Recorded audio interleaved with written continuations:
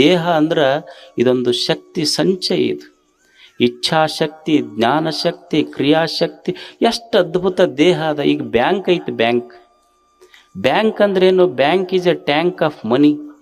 Bank ಅಂದ್ರೆ ಅದೊಂದು ದುಡ್ಡಿನ ಟ್ಯಾಂಕ್ ಇದ್ದಂಗೆ. ಹಂಗೆ ಬಾಡಿ ಅಂದ್ರೆ it is A bank of energy. ಇದೊಂದು ಶಕ್ತಿಯ ಬ್ಯಾಂಕ್. ಮನುಷ್ಯ ಇದನ್ನು ಬಳಸ್ಕೋಬೇಕಷ್ಟೇ. ಇದು ಗೊತ್ತಿರಬೇಕು ಇದನ್ನು ಹೆಂಗೆ ಬಳಸ್ಕೋಬೇಕಂತ ಮನುಷ್ಯನಿಗೆ. ಈಗ ನೀವೊಂದು ಮೊಬೈಲ್ ತೊಗೊತೀರಿ. ಮೊಬೈಲ್ ತೊಗೋಬೇಕಾದ್ರೆ ಹೊಸ ಮೊಬೈಲ್ ತೊಗೊಳ್ರಿ, ಕಂಪ್ಯೂಟರ್ ತೊಗೊಳ್ರಿ, ಏನಾರ ತೊಗೊಳ್ರಿ. ಅದಕ್ಕೆ ಹೊಸ ತೊಗೊಂಡಾಗ ನಿಮ್ಗೆ ಎಲೆಕ್ಟ್ರಾನಿಕ್ ಅಂಗಡಿಯೊಳಗೊಂದು ಮ್ಯಾನ್ಯುವಲ್ ಕೊಡ್ತಾರೆ, ಹೌ ಟು ಯೂಸ್ ಇಟ್ ಅಂತ ಕೊಟ್ಟಿರ್ತಾರಿಲ್ಲ. ನೀವು ಏನರ ಎಲೆಕ್ಟ್ರಿಕಲ್ ಗೂಡ್ಸ್ ತೊಗೊಳ್ರಿ, ಅದಕ್ಕೊಂದು ಹೌ ಟು ಯೂಸ್ ಇಟ್ ಅಂತ ಒಂದು ಕೊಟ್ಟಿರ್ತಾರೆ. ಅಂದ್ರೆ ನೀವು 1 ವರ್ಷ 2 ವರ್ಷ 4 ವರ್ಷ ಬಳಸಿ ಕೆಡುವ ಒಂದು ವಸ್ತುವಿಗೆ ಅದನ್ನು ಮ್ಯಾನ್ಯುವಲ್ ಕೊಡ್ತಾರೆ, ಹೌ ಟು ಯೂಸ್ ಇಟ್ ಅಂತ. ಸುಮ್ಮನೆ 3-4 ವರ್ಷ ಕೆಡುವಂಥ ವಸ್ತುವಿಗೆ ದೇವರು 100 ವರ್ಷ ಆಯುಷ್ಯ ಕೊಟ್ಟು ಒಂದು ಗೂಡ್ಸ್ ಕೊಟ್ಟು ಕಳಿಸ್ಯಾನ ಒಂದು ವಸ್ತು. ಇದಕ್ಕೆ ನಿಮಗೆ ಹೌ ಟು ಯೂಸ್ ಅಂತ ಗೊತ್ತಿರಲಿಲ್ಲ ಅಂದ್ರೆ ಎಲೆಕ್ಟ್ರಾನ್ ಗೂಡ್ಸ್ಗಿಂತ ಕಡೆಯಾಗಿ ಬಿಡ್ತೈತೆ ಇದು ಜಗತ್ತು. We must know how to use this. ಅದಕ್ಕೆ ಇದು ಮೀಸಲು ಅಂತ ಕರೀತಾರೆ. ಯಾವಾಗ ಏನೇನು ಮಾಡಬೇಕು, ಯಾವಾಗ ಏನೇನು ಮೀಸಲು ಮಾಡಬೇಕು, ಎಷ್ಟು ಋಷಿಗಳು ಚಿಂತನೆ ಮಾಡಿದ್ರೆ ಇಲ್ಲಿ. ಶೈಶವೇ ಅಭ್ಯಸ್ತ ವಿದ್ಯಾನ, ಯೌವನೇ ವಿಷಯಿಷೇಣ, ವಾರ್ಧಕ್ಯ ಮುನಿವೃತ್ತೇನ, ಯೋಗೇನಾಂತೆ ತನು ತ್ಯಜೇತ್. ವಾರ್ಧಕ್ಯ ಶೈಶವೇ ಅಭ್ಯಸ್ತ ವಿದ್ಯಾನ, ಬಾಲ್ಯ ಇರ್ತೈತಲ್ಲ ನಮ್ಮ ಮಕ್ಕಳು, ಶೈಶವಾವಸ್ಥೆ ಬಾಲ್ಯ ವಿದ್ಯಾರ್ಥಿ ಜೀವನ ಇರ್ತೈತಲ್ಲ, ಎದಕ್ಕೆ ಮೀಸಲು ಮಾಡ್ಬೇಕಂದ್ರೆ ಓದೋದಕ್ಕೆ ಮೀಸಲು ಮಾಡ್ಬೇಕಂತ. ಶೈಶವೇ ಅಭ್ಯಸ್ತ ವಿದ್ಯಾನ. ಮನುಷ್ಯನ ಬಾಲ್ಯ ಎದಕ್ಕಿರ್ಬೇಕು ಅಂದ್ರೆ ಓದೋದಕ್ಕಿರ್ಬೇಕು, ಓದಬೇಕು. ಮಕ್ಕಳಂದ್ರೆ ಓದೋದಕ್ಕೆ ಮೀಸಲಾಗಿಡಬೇಕು ಅಂತಾನ ಋಷಿ. ಬಾಲ್ಯ ಓದುವುದಕ್ಕೆ ಮೀಸಲು. ನಮಗೆ ಸಾಧ್ಯ ಐತೆ ನೀವು ಮಕ್ಕಳಿಗೆ ನೀವು ಹೇಳೋಕ್ಕಾಗ್ತೈತೇನು? ಒಂದು ಹುಡುಗ ಮನ್ಯಾಗ ರಾತ್ರಿ ಮುಕ್ಕೊಂಡಿತ್ತು, ಕಾಡ್ರು ಬಂದ್ರಂತ. ಕಾಡ್ರು ಬಂದು ಮನ್ಯಾಗ ಬಂಗಾರ ತೊಗೊಂಡು ಹೊಂಟ್ರು, ಚಲೋ ಬೆಳ್ಳಿ ತೊಗೊಂಡು ಹೊಂಟ್ರು, ಸೀರೆ ತೊಗೊಂಡು ಹೊಂಟ್ರು. ಹೋಗಕತ್ತಿದ್ರು. ಅದು 7-8ನೇ ಕ್ಲಾಸ್ ಓದು ಮಗು ಚಾದರ್ ತೆಗೆದು ಹಿಂಗೆ ನೋಡ್ತದೆ.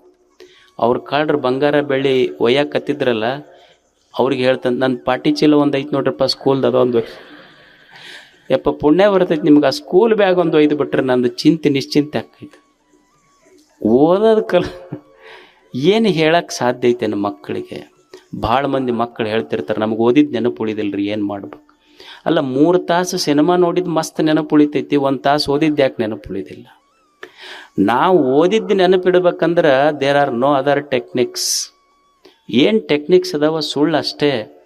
ನಾವು ಓದಿದ್ದು ನೆನಪಿಡ್ಬೇಕಾದ್ರೆ ಒಂದಾಗ ಗೊತ್ತಿರಬೇಕು. ಏನು ಗೊತ್ತಿರಬೇಕು ಅಂದ್ರೆ ನಮ್ಮನ್ನು ಹಡೆದ ತಾಯಿ ನಮಗೆ ಹೆಂಗೆ ಜೋಪಾನ ಮಾಡ್ಯಾಳಕ್ಕೆ ಅಂದ್ರೆ, ನಮಗೆ ಹಾಲು ಕುಡಿಸ್ಬೇಕಾದ್ರೆ ಒಂದು ರೂಮ್ನಾಗ ಹಾಲು ಕುಡಿಸ್ಯಾಳ. ಯಾರೂ ಇಲ್ಲಲ್ಲಿ, ಜನ ಇಲ್ಲ, ಕದ ಹಾಕ್ಯಾರ. ಆದರೂ ತನ್ನ ಸೆರಗು ಹಚ್ಚಿ ನನಗೆ ಹಾಲು ಕುಡಿಸ್ತಾಳೆ. ಎದಕ್ಕೆ ಕುಡಿಸ್ತಾಳಂದ್ರೆ ನನ್ನ ದೃಷ್ಟಿನೂ ಸಹಿತ ನನ್ನ ಮಗನ ಮೇಲೆ ಬೀಳಬಾರ್ದು ಅನ್ನೋದು ತಾಯಿಯ ಕರುಣೆ ಇದು. ನಮ್ಮವ್ವ ನನಗೆ ಸೆರಗು ಹಚ್ಚಿ ಹಾಲು ಕುಡಿಸ್ಯಾಳ. ನಮ್ಮಪ್ಪ ಓದಿಲ್ಲ, ಹಳ್ಳಿಯ ರೈತ, ಆತಗೇನೂ ಗೊತ್ತಿಲ್ಲ. ಆದರೆ ಏನೋ ತೋರಿಸ್ಬೇಕಾದ್ರೆ ನನಗೆ ಹೆಗಲ ಮೇಲೆ ಕೂಡಿಸ್ಕೊಂಡು ಜಗತ್ತು ತೋರಿಸಿದ. ನನ್ನ ಅಪ್ಪ ಏನಂತಿದ್ದ ಅಂದ್ರೆ, ಮಗ ನಾ ಸಾಲಿ ಕಲ್ತಿಲ್ಲೋ ಹಳ್ಳಿ ಮನುಷ್ಯ, ನಿನಗೆ ಎದಕ್ಕೆ ಹೆಗಲ ಮೇಲೆ ಹೊತ್ಕೊಂಡು ನಾ ಅಡ್ಡಾಡ್ತೀನಿ ಅಂದ್ರೆ, ನಾನೇನು ನನ್ನ ಕಣ್ಣು ಯಾವುದು ಜಗತ್ತನ್ನು ನೋಡಿಲ್ಲಲ್ಲ, ನಾ ಕಾಣದ ನನ್ನ ಕಣ್ಣು ಏನು ನೋಡಿಲ್ಲ ಅದನ್ನು ಮೀರಿ ನೀ ನೋಡ್ಬೇಕು ಮಗ ಅಂತ ಅಪ್ಪನ ಸಂಕಲ್ಪ ಹೆಗಲ ಮೇಲೆ ಹೊತ್ಕೊಂಡು ಅಡ್ಡಾಡ್ತಿದ್ದೆ. ನೆನಪುಳಿಬೇಕಾದ್ರೆ ಏನೋ ಓದಿ ನೆನಪುಳಿಯೋದಲ್ಲ, ಏನೋ ಟೆಕ್ನಿಕ್ಸ್ ಅಲ್ಲ.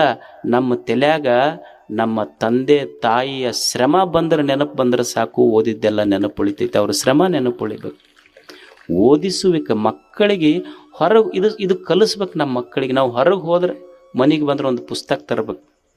ಮನ್ಯಾಗ ಏನಿದ್ರೆ ಪುಸ್ತಕ ಇರ್ಬೇಕು ಯಾವಾಗಲೂ. ನಾವು ಏನಾರ ಹೋದ್ವಿ ಅಂದ್ರೆ ಅವು ಡಾಲು ಗೀಲು ತೊಗೊಂಬಂದು ಮನೆ ತುಂಬ ಮಂಗ್ಯಾನ ಇಟ್ಕೊಂಡು ಕುಂತು ಬಿಡ್ತೀವಿ ಅಷ್ಟ. ನಮ್ಮ ಯಾರ ಕಪಾಟ್ನಾಗ ಒಂದು ಪುಸ್ತಕ ಸಿಗೋದಿಲ್ಲ ಹುಡುಕ್ಯಾಡಿದ್ರೆ. ಮತ್ತು ಪುಸ್ತಕ ಇಲ್ಲಾಂದ್ರೆ ಓದೋ ಹವ್ಯಾಸ ಹೆಂಗೆ ಬೆಳಿತೈತೆ ಮಕ್ಕಳಿಗೆ?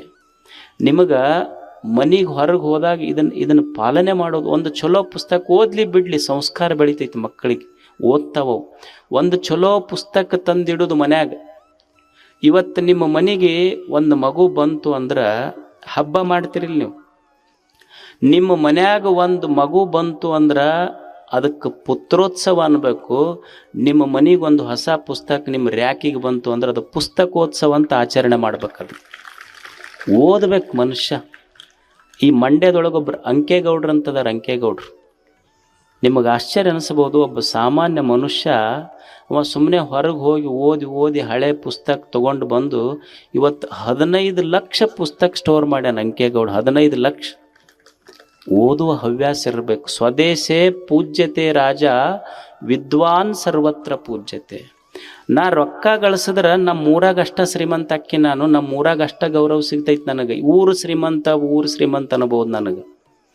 ರೊಕ್ಕ ಗಳಿಸುವುದು ಮುಖ್ಯ ಅಲ್ಲ. ರೊಕ್ಕ ಗಳಿಸಿದ್ರೆ ನಮ್ಮ ಊರಾಗ ಅಷ್ಟ ಗೌರವ ಐತಿ. ಅಬ್ದುಲ್ ಕಲಾಂ ಅವರು ರಾಷ್ಟ್ರಪತಿ ಭವನಕ್ಕೆ ಹೋದಾಗ ಏನು ಲಾರಿ ಒಯ್ಲಿಲ್ಲ, 2 ಸುಟ್ಕೇಸ್ ಒಯ್ದಿದ್ರಂತ. ಒಂದು ಪುಸ್ತಕದ್ದು, ಒಂದು ಬಟ್ಟೆದು, ಮತ್ತು ಹೊರಗೆ ಯಾವಾಗ ರಾಷ್ಟ್ರಪತಿ ಪೀರಿಯಡ್ ಮುಗಿದು ಒಂದು ಪುಸ್ತಕದ್ದು, ಒಂದು ಬಟ್ಟೆದು 2 ಸುಟ್ಕೇಸ್ ಹಿಡ್ಕೊಂಡು ಹೊರಗೆ ಬಂದ್ರಂತ. ಅವರು ಊರಿಗೆ ಶ್ರೀಮಂತ ಆಗಿರಲಿಲ್ಲ, ಜಗತ್ತಿಗೆ ಶ್ರೀಮಂತ ಅನಿಸ್ಕೊಂಡಿದ್ದ ಅಬ್ದುಲ್ ಕಲಾಂ. ಎದಕ್ಕಂದ್ರೆ ಜ್ಞಾನದಿಂದ, ನಾಲೆಜ್. ಓದುವಿಕೆ ಬೇಕು. ಮಕ್ಕಳಿಗೆ ಈ ಹವ್ಯಾಸ ಬಳಸ್ಬೇಕಷ್ಟ. ನಾವು ಚಂತನ ಅದನ್ನು ಮೊಬೈಲ್ ತಿರ್ಕೊಂತ ನಾವು ಕುಂತು ಮಕ್ಕಳಿಗೆ ನೋಡು ಓದಂದ್ರೆ ಅವ್ಯಾಕೆ ಓದ್ತಾವು. ಮಕ್ಕಳು ನಾವು ಹೇಳ್ದಂಗೆ ಕೇಳೋದಿಲ್ಲ, ನಾವು ಮಾಡ್ದಂಗೆ ಮಾಡ್ತಾವೆ. ಅದಕ್ಕೆ ನಾವು ಓದಿದ್ರೆ ಮಕ್ಕಳು ಓದ್ತಾವಷ್ಟೇ. ಓದುವುದು ಕಲಿಸ್ಬೇಕು. ಶೈಶವೇ ಅಭ್ಯಸ್ತ ವಿದ್ಯಾನ ಯೌವನೇ ವಿಷಯಿಷೇಣ. ಯೌವನದಲ್ಲಿ ಮನುಷ್ಯ ದುಡಿಯುವುದು. ಬಾಲ್ಯದಲ್ಲಿ ಓದುವುದಕ್ಕಾಗಿ ಮೀಸಲಿಡು. ಯೌವನದಲ್ಲಿ ದುಡಿಯುವುದಕ್ಕಾಗಿ ಇದನ್ನು ಮೀಸಲಿಡು. ಎದಕ್ಕೆ ದುಡಿಬೇಕು ಅಂದ್ರೆ ಉಪಜೀವನಕ್ಕಾಗಿ ದುಡಿಬೇಕು, ಉಪಕಾರ ಸ್ಮರಣೆಗಾಗಿ ದುಡಿಬೇಕು. ತಂದೆ ತಾಯಿ ಗುರು ಹಿರಿಯರು ಸ್ನೇಹಿತರು ನಮಗೆಲ್ಲ ಕೊಟ್ಟು ಬೆಳೆಸ್ಯಾರಲ್ಲ, ಅವರು ಉಪಕಾರ ತೀರಿಸುವುದಕ್ಕೂ ನಾವು ದುಡಿಬೇಕಾಗ್ತೈತಿ. ದುಡಿಯೋದು ಬಿಟ್ಟವ್ರು ಯುವಕರಲ್ಲ, ದುಡಿಬೇಕಾಗ್ತೈತೆ. ಮನುಷ್ಯ ದುಡಿಯುವುದಕ್ಕಾಗಿ ದೇಹವನ್ನು ಮೀಸಲು ಮಾಡು. ಯೌವನೇ ವಿಷಯಿಷೇಣ. ನಮ್ಮಲ್ಲಿ ಒಂದು ಹಳ್ಳಿ ಐತಿ, ತಾವೂರ್ಗೆರೆ ಅಂಥೇಳಿ, ಕಲ್ಲು ತಾವೂರ್ಗೆರೆ, ಸಣ್ಣ ಹಳ್ಳಿ ಐತಿ. ನಿಮಗೊಂದು ಆಶ್ಚರ್ಯ ಘಟನೆ ಹೇಳ್ತೀನಿ. ಅಲ್ಲಿ ವಾಣಿ ಸೇಕಮ್ಮ ಅಂತ ಒಬ್ಬ ಹೆಣ್ಮಗಳದಾಳ. ಅವ್ರಿಗಿರೋದ ಒಂದು 4 ಎಕರೆ ಹೊಲ. ಆ 4 ಎಕರೆ ಹೆಂಗೈತಿ ಅಂದ್ರೆ ಅಷ್ಟು ಪೂರ ಹಾಸ್. ಆ ಊರ ಹೆಸರ ಕಲ್ಲು ತಾವೂರ್ಗೆರೆ. ಅಂದ್ರೆ ಕಲ್ಲು ಇರೋದಕ್ಕೆ ಕಲ್ಲು ತಾವೂರ್ಗೆರೆ, ಗುಡ್ಡ ಐತದ. 4 ಎಕರೆ ಪೂರ ಹಾಸ್ ಬಂಡಿ ಕಲ್ಲು ಐತಿ. ಇರೋದ 4 ಎಕರೆ ಹೊಲ. ಆ ಹೆಣ್ಮಗಳು ತನ್ನ ಮಗನ ಕರ್ಕೊಂಡು, ಗಂಡನ ಕಟ್ಕೊಂಡು ಕೆರೆಯಾಗಿಂದ ಟ್ರ್ಯಾಕ್ಟ್ರಿಗೆ ಕೊಡಾಕ ಬಾಡಿಗೆ ದುಡ್ಡಿಲ್ಲ. ಕೆರೆಯಾಗ ಅಲ್ಲಿ ಇಲ್ಲಿ ಬಿದ್ದ ಮಣ್ಣ 4-5 ಫೀಟ್ 4 ಎಕರೆ ಹೊತ್ತು ತುಂಬಿಸಿ ಇವತ್ತು ಗಿಡ ಹಚ್ಚಿದ್ರೆ 4 ಎಕರೆನೂ ಮಾವು ಹಚ್ಚಾಳ. 2-3 ಲಕ್ಷ ರೂಪಾಯಿ ತೆಗಿತಾಳ. ಇದು ದುಡಿಯುವಿಕೆ. ಇದು ಹೇಳ ಏನೂ ಇಲ್ಲಾರ್ದು ಮಣ್ಣು ತುಂಬಿ ಹೊಲದಾಗ ಗಿಡ ಬೆಳೆದು 2-3 ಲಕ್ಷ ತೆಗಿತಾಳ. ಈ ದೀಪಾವಳಿ ಬಂತಂದ್ರೆ ಕುಂಬಳಕಾಯಿ ಹಾಕ್ತಾಳ. ಉಗಾದಿ ಗಣಪತಿ ಹಬ್ಬ ಬಂತಂದ್ರೆ ಹೂವು ಹಾಕ್ತಾಳ. ಅಂದ್ರೆ ಟೆಕ್ನಿಕ್ ನೋಡ್ರಿ. ಅದಕ್ಕೇನು ಭಾಳ ಬೇರೆ ಬೇಕಾಗಿಲ್ಲ. ಅದಕ್ಕೆ ದುಡಿಯುವಿಕೆ ನಾ ಹೇಳೋದು. 4 ಎಕರೆದಾಗ ಮಣ್ಣು ಹಾಕಿ ದುಡಿದು ಬೆಳೆದವರು ಅದಾರ. 40 ಎಕರೆಗೆ ಬಂದ್ಯಪ್ಪ. ಒಟ್ಟ ಯಾರ ಹೊಲನ ಕೈ ಹಿಡಿವಲ್ ನಮ್ದು. ಒಟ್ಟ ಮಣ್ಣ ಕೈ ಹಿಡಿವಲ್. ನೀ ಮಣ್ಣಿಗೆ ಕೈ ಹಿಡಿದ್ರೆ ಮಣ್ಣು ನಿನ್ನ ಕೈ ಹಿಡಿತೈತೆ. ನಿಂದು ಬರೀ ಎಲಿ ಕೈ ಹಿಡ್ದೈತಿ. ನಿಂದು ಮಣ್ಣು ಹೆಂಗೆ ಕೈ ಹಿಡ್ದೈತಿ ಹೇಳೋದು. ಮಣ್ಣು ಹೆಂಗೆ ಕೈ ಹಿಡಿತೈತೆ. ದುಡಿಬೇಕಾಗ್ತೈತೆ ಮನುಷ್ಯ. ಯೌವನೇ ವಿಷಯಿಷೀಣ. ಮನುಷ್ಯ ದುಡಿಬೇಕು. ಯಾವ ವಯಸ್ಸಿನೊಳಗೆ ದುಡಿಯುವುದೈತಿ, ದುಡಿಬೇಕು. ಎಷ್ಟು ಓದಿ ಮಾಡಿ ನಿರುದ್ಯೋಗಿಗಳಾದ್ರೆ ತೊಗೊಂಡು ಏನು ಮಾಡೋದೈತಿ ಹೇಳಿ. ಈಗ ನೀವೊಂದು ಕ್ರಿಕೆಟ್ ಆಡ್ತೈತಲ್ಲ ಹುಡುಗ, ಅದು ನೋಡಿರಿಲ್ಲ? ಅದು ಪೇಪರ್ನಾಗೆಲ್ಲ ಬಂದಿರ್ತೈತಲ್ಲ, ಯಶಸ್ವಿ ಜೈಸ್ವಾಲ್. ಆ ಹುಡುಗನ ಬಗ್ಗೆ ಕೇಳಿರಲ್ಲ? ಸುಮ್ಮನೆ ಆ ಹುಡುಗ ಉತ್ತರ ಪ್ರದೇಶದ ಹುಡುಗ ಬಾಂಬೆಗೆ ಪಾನಿಪುರಿ ಮಾರಕ್ಕೆ ಬಂತದ್ದು.